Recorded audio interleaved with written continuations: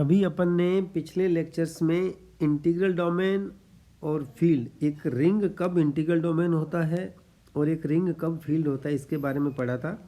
तो अब इस लेक्चर में हम उन प्रॉपर्टीज़ का यूज़ करते हुए इंटीग्रल डोमेन और फील्ड के बीच में क्या रिलेशन हो सकते हैं, इंटीग्रल डोमेन है वो फील्ड कब हो सकता है, जो फील्ड है वो इंटीग्रल डोमेन कैसे हो सकता है, इनके आपस में कैसे रिलेशंस होंगी, उनके ऊपर बेस्ड थ्योरम्स और कुछ सवाल के माध्यम से ये समझने की कोशिश करेंगे, ताकि क्योंकि एग्ज़ाम में सवाल इन्हीं पर बेस्ड आते हैं। जब ऑब्जेक्टिव टाइप सवाल बनते हैं तो वो इसी प्रकार से बनता है कि थ्योरम में जो स्टेटमेंट दिया है, जो थ्योरम दी हुई है अपने को, कौन सा स्टेटमेंट सही है क्या है, इसको बहुत ध्यान से समझने की आवश्यकता है। और क्योंकि चीज़ें हम वही यूज करेंगे जो अपने पहले अलजेब्रा में करी थी। अब रिंग थ्योरी की जो कुछ प्रॉपर्टीज बताई थी पहले दिन ही मैंने कहा था कि रिंग की जो प्रॉपर्टी अपन कर रहे हैं ये हमारे को बहुत एक्सक्लूसिवली याद रखना है, क्या क्या क्या है, किस कौन सी ऑपरेशन के लिए कैसे कैसे प्रॉपर्टीज़ को वो सेटिस्फाई करता है। तो इसमें सबसे पहली थ्योरम आती है, वो है कि अपने पास प्रत्येक क्षेत्र एक पूर्णांकीय प्रांत होता है, परंतु उसका विलोम सदैव सत्य नहीं है। इसको छोटे रूप में आप देखो कि अपने पास अपनी डिफाइन करते हैं, आर अपन रिंग कहते हैं, डी को अपन इंटीग्रल डोमेन कह देते हैं और फील्ड को अपन एफ कह देते हैं। तो ये जो फील्ड है ये है, रिंग तो होते ही होते हैं, तो शुरुआत ही हमारी रिंग से है। रिंग तो हमारी बेसिक प्रॉपर्टी होगी। अब हम ये कहें कि यदि फील्ड है, every field is a integral domain. Field है वो इंटीग्रल डोमेन तो होगा ही, लेकिन जो इंटीग्रल डोमेन है वो फील्ड हो या नहीं हो, ये बात देखने की है। तो ये हो भी सकता है और नहीं है, इसलिए शब्द इस्तेमाल हुआ इसमें कि सदैव सत्य नहीं है। सदैव सत्य नहीं है इसका मतलब कभी न कभी तो हो सकता है ये। तो अपने पास स्टेटमेंट ये हो गया कि every field is an integral domain but converse is not always true. हमेशा नहीं है, कभी हो सकता है। तो इसको समझने के लिए अपन इस थ्योरम के दो पार्ट करते हैं। पहले तो अपन ये सिद्ध करें कि फील्ड है, every field is an integral domain. तो फील्ड अपन ले करके चलते हैं, उसको इंटीग्रल डोमेन सिद्ध करना है। इसको सिद्ध करना शुरू करें उससे पहले 3-4 चीज़ें अपने को बिल्कुल स्पष्ट खुद को होनी चाहिए कि इन दोनों की बेसिक डेफिनेशन क्या है।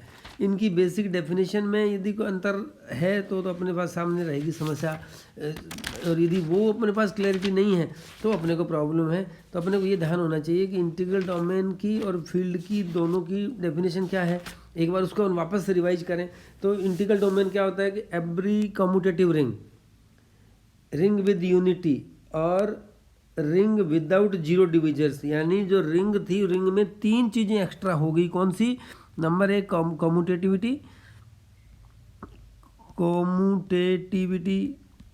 एक हो गया रिंग विद यूनिटी, और एक हो गया विदाउट जीरो डिविजर्स। यदि ये 3 प्रॉपर्टी जो फिल करता है तो वो अपने पास इंटीग्रल डोमेन बन जाता है। और फील्ड में क्या था? फील्ड में ये है कि हमारे पास कम्यूटेटिव रिंग होनी चाहिए, रिंग विद यूनिटी होनी चाहिए, और इस प्रॉपर्टी विदाउट जीरो डिविजर्स के स्थान पे उसमें था कि every non zero element has its inverse. इसका मतलब ये होगा 2 प्रॉपर्टी तो कॉमन हो गई कि अब जो फील्ड है वो डोमेन की, इस इंटीग्रल डोमेन की 2 प्रॉपर्टी सिद्ध करता है। अब तीसरी फील्ड की प्रॉपर्टी तो दी हुई है हमारे को कि it is an every non zero element has its inverse. उसके माध्यम से हमें प्रूव करना है कि ये विदाउट जीरो डिविजर भी होगा। तो ये सिद्ध करते ही अपने पास फील्ड है वो इंटीग्रल डोमेन हो जाएगा। तो अब अपन इसको थ्योरम का प्रूफ शुरू करते हैं कि मान लीजिए ए और बी एफ के कोई 2 एलिमेंट हैं। इनमें से ए हम इस प्रकार लेते हैं कि A is not equal to zero, A is non zero, क्योंकि अपने को दिया हो कि every non zero element has its inverse.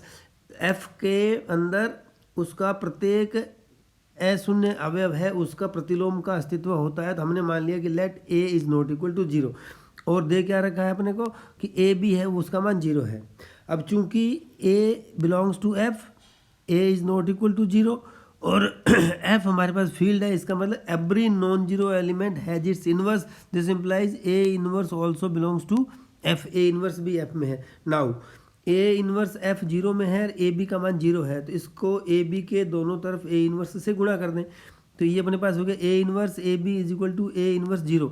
अब चूंकि ए एफ का एलिमेंट है, बी एफ का एलिमेंट है, A belongs to F, B belongs to F by closure property AB belongs to F, and now since A inverse also belongs to F, तो A inverse belongs to F, AB belongs to F, तो इन दोनों का गुणा भी by closure property belongs to F, तो इसको हम A inverse से गुणा कर सकते हैं और ए इनवर्स दोनों तरफ गुणा के दिए हो गए, ए इनवर्स इंटू जीरो। अब चूंकि ए इनवर्स और बी तीनों एफ के एलिमेंट हैं और एफ के अंदर एसोसिएटिविटी प्रॉपर्टी सेटिस्फाई होती है, तो बाई एसोसिएटिविटी प्रॉपर्टी अपने पास ये हो जाएगा। एसोसिएटिविटी प्रॉपर्टी की मदद से A inverse A B is equal to, और ए इनवर्स डॉट जीरो का मान जीरो हो जाएगा। क्यों? क्योंकि एफ फील्ड है और एफ फील्ड है तो एक्स के प्रत्येक अवयव को जीरो से गुणा करने पर उसका मान जीरो आएगा। तो फील्ड की प्रॉपर्टी से ये जीरो हो गया। तो ए इनवर्स ए क्या हो गया? ए का ए इनवर्स है तो ये हो गया आइडेंटिटी इंटू बी, और चूंकि आइडेंटिटी इंटू बी है तो फील्ड है तो आइडेंटिटी को एलिमेंट से गुणा करेंगे तो उसकी आइडेंटिटी एग्जिस्ट करती है, तो बी आ गया तो बी का मान जीरो आ गया। तो इससे हमारे पास क्या प्रूव हुआ कि हमने मान के चले थे कि ए तो जीरो के बराबर नहीं है, ए भी जीरो है। ए भी जीरो कब है? जब बी बराबर जीरो आ गया। यही हमारे पास इसकी बेसिक डेफिनेशन थी विदाउट जीरो डिविजर्स, कि विदाउट जीरो डिविजर्स माने ये था कि अपने पास रिंग के अंदर ऐसा कोई एलिमेंट नहीं होगा जिसका गुणा करें तो खुद एलिमेंट जीरो नहीं है। वो जीरो के बराबर तभी होगा जब दोनों में से कम एक एलिमेंट जीरो के बराबर हो और वो अपने पास आ गया B is equal to zero. इसका मतलब क्या हो गया? एफ में शून्य के भाजक विद्यमान नहीं है। एफ में शून्य के भाजक नहीं है इसका मतलब क्या हो गया? It is without zero divisors. और यदि कम्यूटेटिविटी पहले प्रूव थी, यूनिटी भी थी, एक प्रॉपर्टी बची थी, वो सिद्ध होगी कि विदाउट जीरो डिविजर है। विदाउट जीरो डिविजर है इसका मतलब F is an integral domain. तो हमारे को ये स्पष्टता सबसे पहले रखनी चाहिए कि अपने को सिद्ध क्या करना है, दिया हुआ क्या क्या है, और दिए हुए में से जितना सिद्ध करना उसमें से जो हो गया वो तो निकाल करके पहले रख लें। अब जो बच गया केवल उसी को सिद्ध करना है। तो अपने पास ये हो गया कि every field is an integral domain. अब इसका नेक्स्ट पार्ट जो अपने प्रूव करना है वो है कि इसका कन्वर्स हमेशा सही नहीं होता है। तो जब हमें हमेशा सही नहीं होता उसको सिद्ध करना हो तो केवल एक एग्जाम्पल ही बहुत होता है कि एक एग्जाम्पल के लिए नहीं है तो हमेशा के लिए होगा ही नहीं। तो अब अपने को सिद्ध क्या करना है कि प्रत्येक पूर्णांकीय प्रांत फील्ड होना आवश्यक नहीं है। फील्ड हो जरूरी नहीं है, हो भी सकता है लेकिन हमेशा नहीं होगा, सदैव नहीं होगा, ऑलवेज नहीं होगा, सदैव नहीं है। तो इसके लिए प्रूव करने के लिए हम एक एग्जाम्पल लेके चलते हैं। हमने एग्जाम्पल दिया था कि जेड प्लस और मल्टीप्लिकेशन इस ऑपरेशन के साथ जो ये अपने पास एल्जेब्रिक स्ट्रक्चर है, ये एल्जेब्रिक स्ट्रक्चर एक रिंग होती है। ये एल्जेब्रिक स्ट्रक्चर अपने पास एक डोमेन इंटीग्रल डोमेन होती है। ये इंटीग्रल डोमेन है, इसका मतलब इसमें तीनों बातें सत्य हैं। कौन कौन सी? Commutativity, ring with unity and ring without zero divisors, ये हो गए। अब अपने को इसको सिद्ध करना है फील्ड को सिद्ध करना है तो क्या करना होगा? फील्ड के लिए होगा कि every non zero element has its inverse. अब हम जेड के अंदर जीरो को छोड़ते तो बाकी सारे एलिमेंट हैं they are non zero.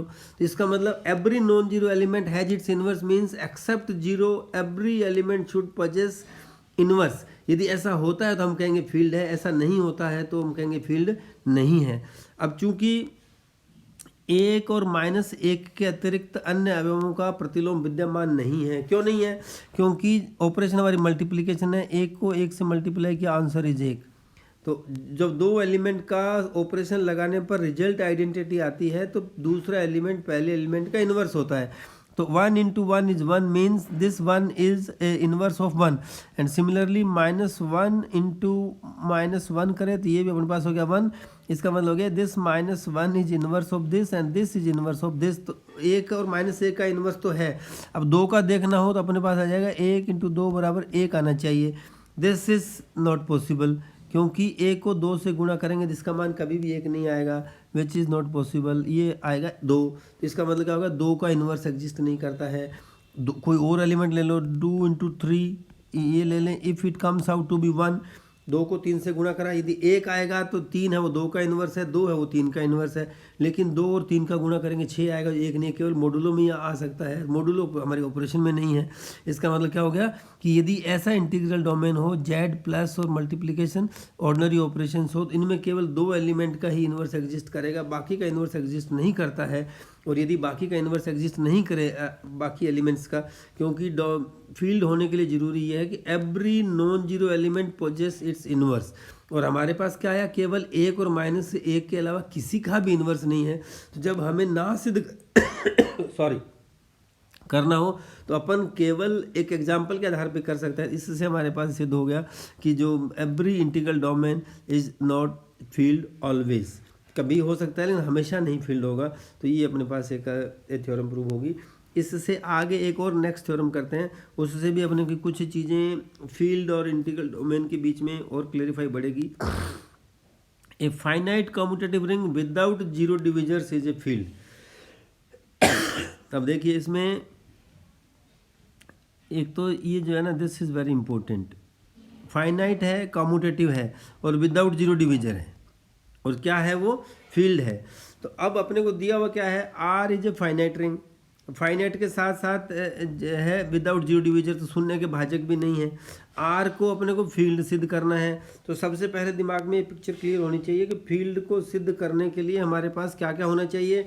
A ring R is a field if R is commutative, R is with unity, every non zero element of R has its multiplicative inverse. यानी R को field होने के लिए उसमें तीन बातें होनी चाहिए। सेकंड ऑपरेशन के लिए क्रम विनिमय गुणधर्म का पालन होना चाहिए। सेकंड ऑपरेशन के रिस्पेक्ट में उसके अंदर इकाई अवयव का अस्तित्व होना चाहिए, और प्रत्येक अशून्य अवयव का मल्टीप्लिकेटिव इन्वर्स उसमें एग्जिस्ट करना चाहिए।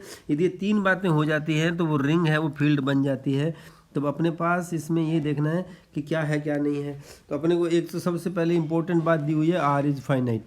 ये बहुत अच्छी थ्योरम है, इसको बहुत ध्यान से समझना, एक एक चीज़ को समझनी पड़ेगी। R is finite, R finite है, इसका मतलब क्या होगा कि आर के अंदर जो नंबर ऑफ एलिमेंट्स है वो उनकी हम गिनती कर सकते हैं, एक निश्चित संख्या के नंबर हैं। तो मान लीजिए आर के अंदर एलिमेंट्स हैं A1 A2 AN।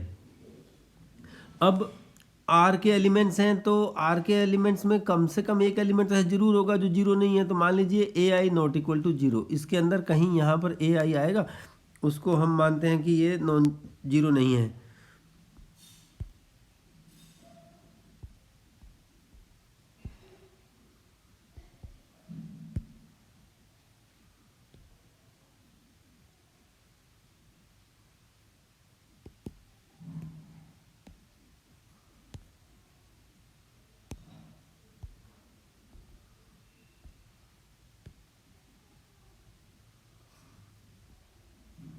आर के अंदर कम से कम एक एलिमेंट ऐसा जरूर होगा कि ये अपने पास AI। तो मान लीजिए जो AI है, this AI is not equal to zero and this belongs to R। अब R क्या है, R हमारे पास रिंग है। R रिंग है, इसका मतलब with respect to second operation closure property satisfied.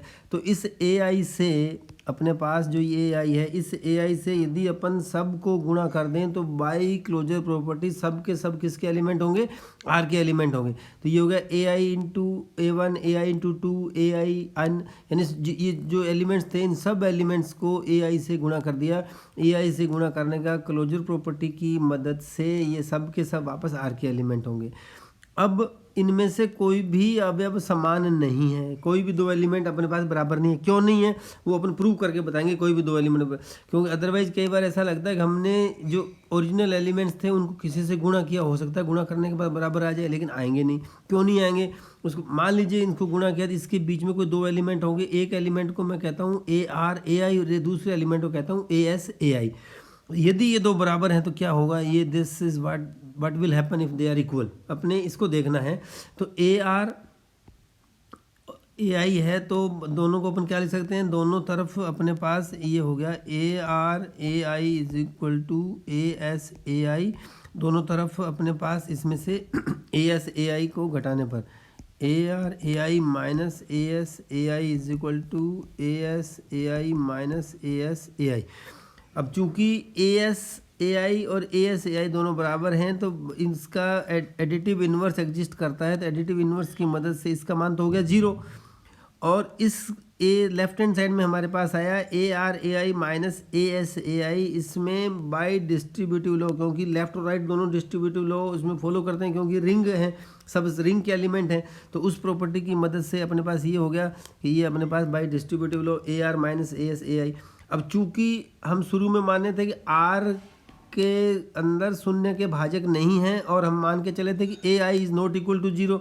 अब इन दोनों का गुणा जीरो के बराबर है, परंतु उसमें से ए आई जीरो के बराबर नहीं है, ए आई जीरो के बराबर नहीं है और शून्य के भाजक भी उसमें नहीं है। इसका मतलब दोनों में से कोई एक एलिमेंट जरूर जीरो के बराबर होगा, तो वो हो गया हमारे पास A R minus A S is equal to zero. और A R minus A is equal to zero means A R is equal to A S.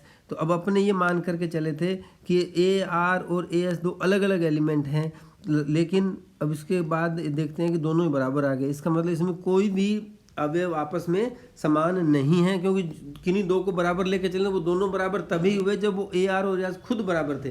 यानी ए आई से गुणा करने पर एलिमेंट्स बराबर होंगे, इसके अंदर कोई परिवर्तन नहीं आएगा। इसका मतलब क्या हुआ? इसका मतलब ये हुआ कि A1, A2, AN और जो एलिमेंट्स हैं उनको अपन ऐसा लिख सकते हैं A1, AI, A2, AI, AN, ये सब के सब वापस, क्योंकि क्लोजर प्रॉपर्टी है इसलिए सब भले यहाँ दो का गुना हो गया लेकिन वो वापस एक एलिमेंट के रूप में रहेगा। इनमें से किसी का मान, एक का मान इनमें से किसी एक के बराबर आ जाएगा। ऐसा नहीं सोचना है इसको कि इसमें तो A1, AI दो का गुणा करके, क्योंकि बाई क्लोजर प्रॉपर्टी इन दो का गुणा करेंगे तो कोई एक नया एलिमेंट आएगा। ड्यू टू क्लोजर प्रॉपर्टी वो एलिमेंट वापस R का ही है और R का है, इसका मतलब इसका जो मान आएगा इनमें से किसी एक एलिमेंट के अंदर होगा। परंतु AI belongs to R, AI R में है, अतः R में एक अवयव A के ऐसा जरूर होगा, क्योंकि इसके अंदर जो एलिमेंट्स आए हैं इन एलिमेंट्स का मान कहीं ना कहीं इस आर इन एलिमेंट्स के अंदर से ही होगा एक मान। तो मान लीजिए ए आई और ए के दो ऐसे हैं कि ए के और ए आई यहाँ पर अपने पास कहीं आया ये ए के ए आई, तो इसका मान किसके बराबर होगा? इसका मान इसके अंदर जो अपने पास ए आई दिया हुआ है उसमें से कोई एक वैल्यू इसके अंदर आएगी। तो अब चूंकि आर क्या है? आर कम्यूटेटिव है। आर कम्यूटेटिव क्यों है? क्योंकि अपने को दिया हुआ है, तो R is a commutative. R commutative इसका मतलब A K I is equal to A I K, और इन दोनों की वैल्यू कितनी है? ए आई है।